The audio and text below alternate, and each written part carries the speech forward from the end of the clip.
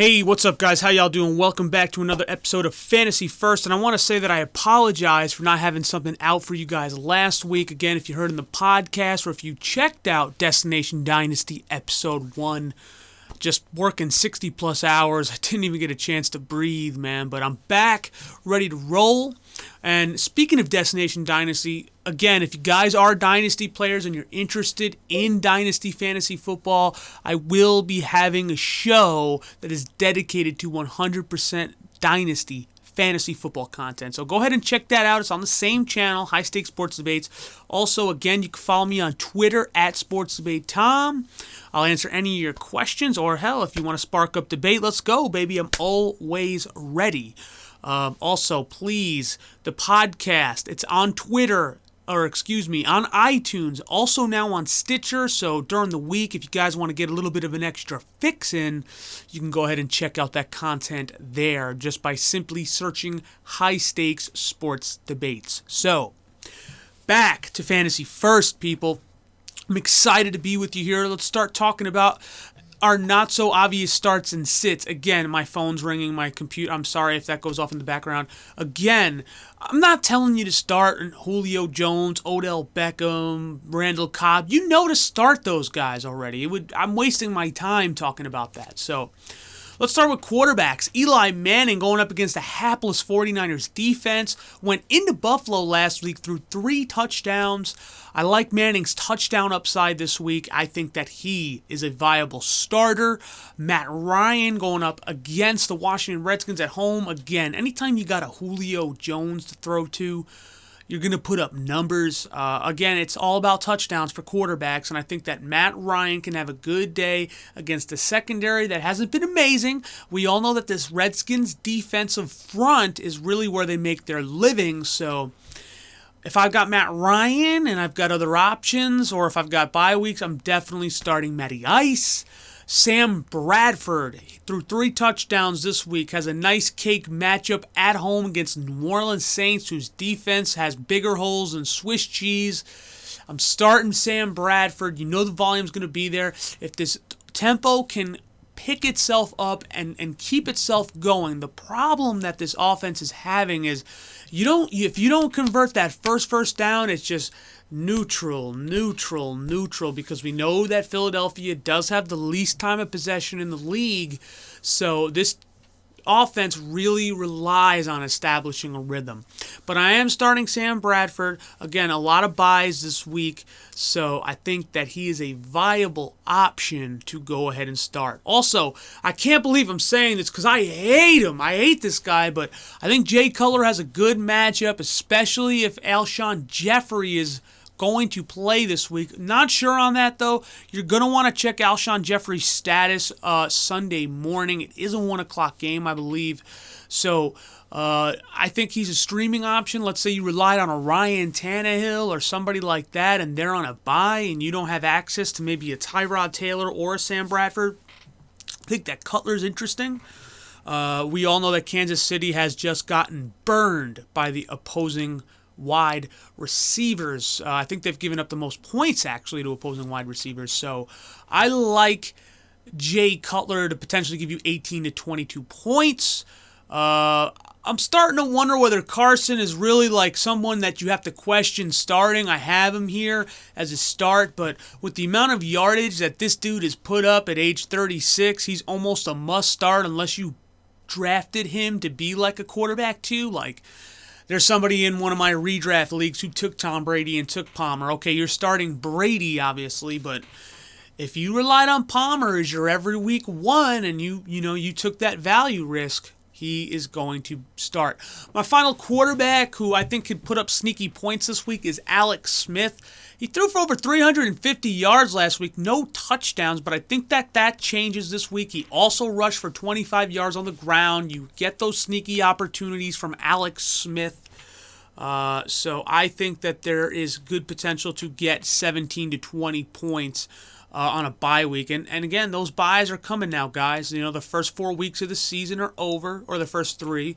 And we all know that bye weeks are a major factor in fantasy football. So those are my quarterback starts. Sits. Carr's been on an absolute tear. I have to sit him against the secondary, dude. I mean, Chris Harris and freaking Aqib Talib are flat out balling, dude. Like, they are absolutely nuts. I like Derek Carr's volume, and again, this could quickly turn out into a shootout, and we know that there's that possibility. I think Carr's going to throw some picks, though. I'm just not starting Derek Carr. I'm also sitting Joe Flacco. When your best receiver potentially is Kamar Aiken, I'd rather go with better options. Now, he could get into the end zone a couple times, and again, if in deeper leagues, if you have to start Joe, I got you.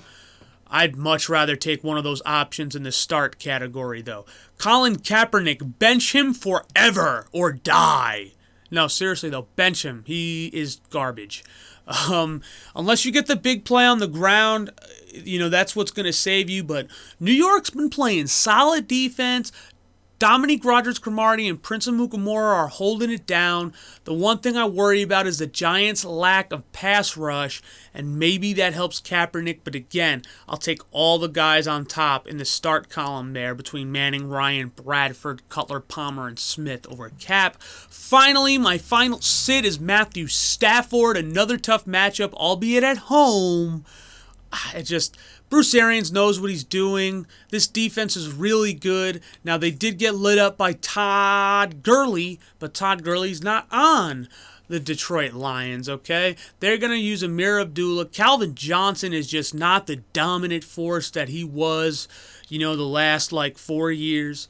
And, again, we all know that Stafford's numbers were a product of volume in 2011, so that's my quarterback start sits. Let's go to running backs.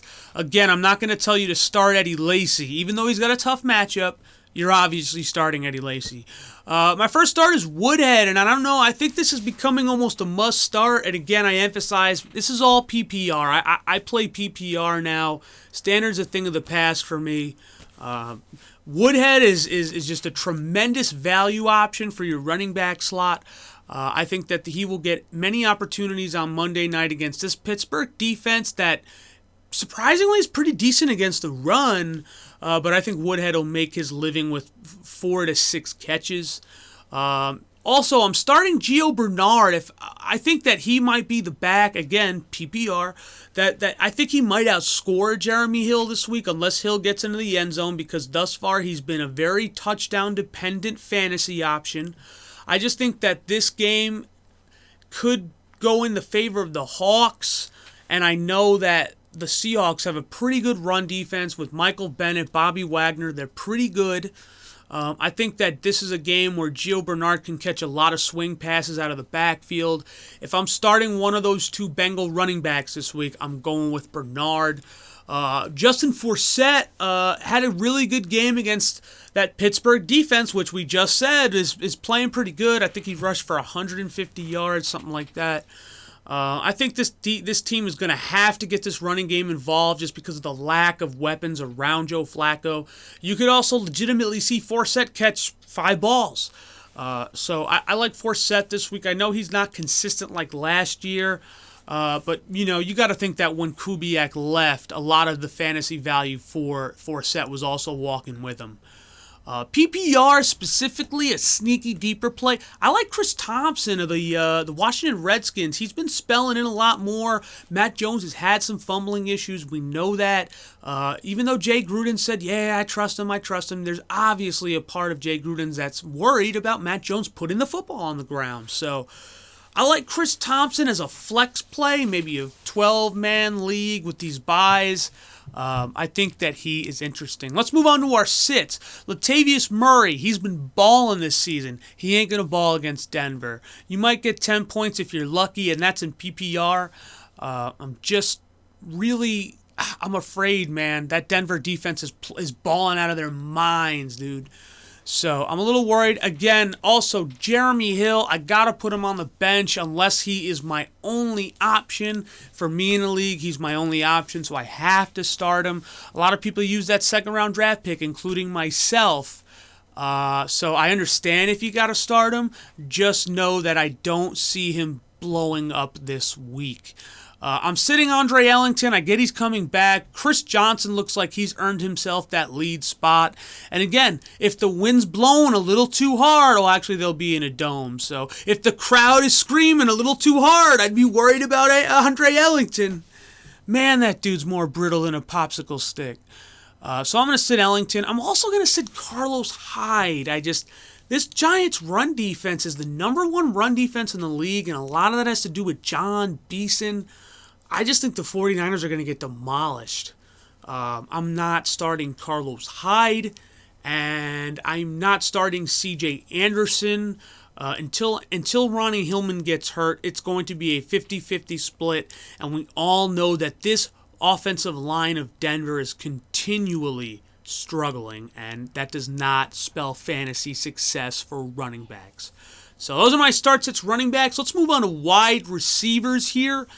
Jordan Matthews, I'm starting against a leaky Saints defense. Again, Bradford looked like he was getting it going. Again, you're going to have to deal with the occasional drops from Jordan Matthews. He's not an efficient receiver, but he's got all the physical tools and talent in the world. A complete mismatch from the slot.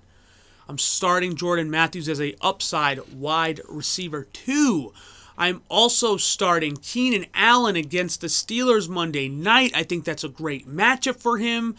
Yes, you got Gates coming back, but Stevie Johnson's hurt. Dontrell Inman is still a question mark. If I expect Rivers to throw over 30 times against that secondary, which I believe he will, I think that you're going to see at least 10 targets go to Keenan Allen.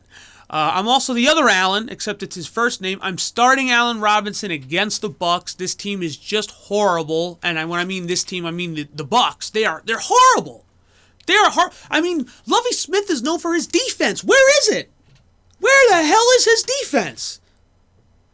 So I don't know. I guess they thought that Alteron Werner was going to be the guy. He doesn't really look like he's doing very well.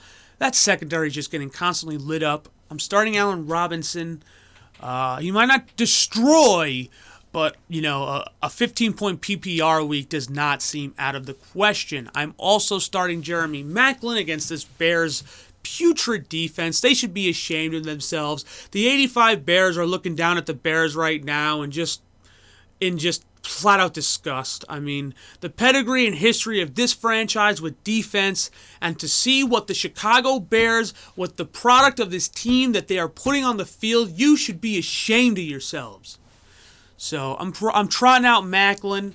I'm also trotting out John Brown. Had a nice game last week. I think that trend continues, although Michael Floyd looks to get into the mix, but that Detroit defense is so horrible. I can see a 6-catch, maybe 70-yard day from John Brown. My wide receiver sits, not too many, just because most of your studs, I'm not telling you to start Odell Beckham, Julio Jones, Calvin Johnson, Demaryius Thomas. You know to start those guys, right, guys? Good. So I'm sitting Cooper. This is a really tough secondary, although in garbage time, who knows, maybe Cooper gets open. I just think if I've got better options, I would go away from Cooper, although I do realize with bye weeks why you would want to start a guy like Amari Cooper. However, me personally, I sit him this week.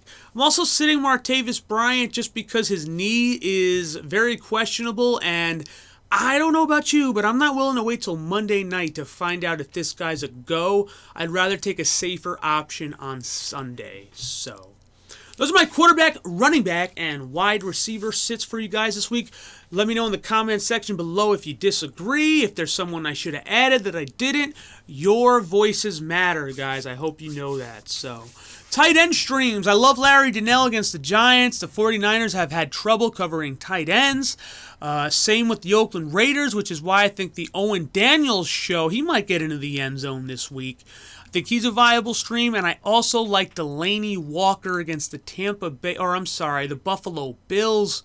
Could be Mariota's security blanket against a team that plays pretty well on the outside. Second round pick, first overall pick for the Bills last year, or this past draft.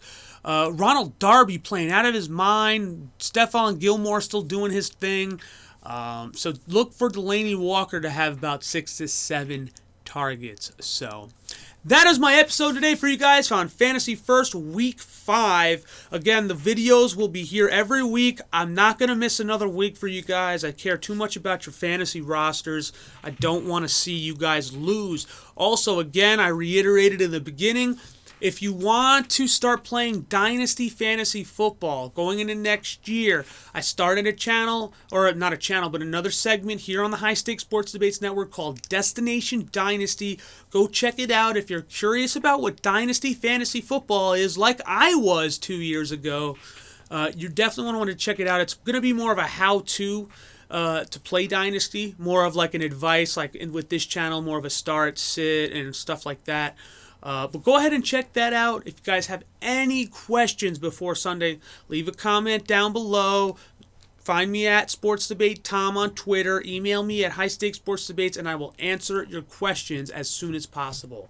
So, also check out the podcast. It's on iTunes, it's on Stitcher, it's on HighStakesSportsDebates.wordpress.com. You get your daily fix in. I am going to start splitting the podcast up into 2 30-minute segments. I think you guys might like that a little bit more. A little more content throughout the week in shorter bursts. Let me know if you guys would prefer it that way or just a one episode. But thank you guys for listening to this episode of Fantasy First. I told you, we're not going anywhere. We're still here, baby. And we will see you next time here on the High Stakes Sports Debates Network. High Stakes Sports Debates.